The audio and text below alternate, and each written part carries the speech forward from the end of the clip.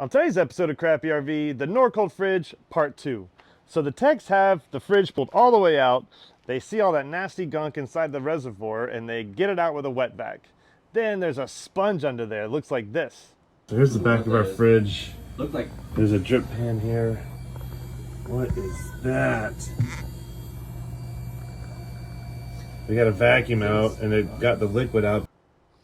All right, so the sponge is in there and it's disgusting, so they take it out and we call Norcold to see what we're supposed to do with the sponge.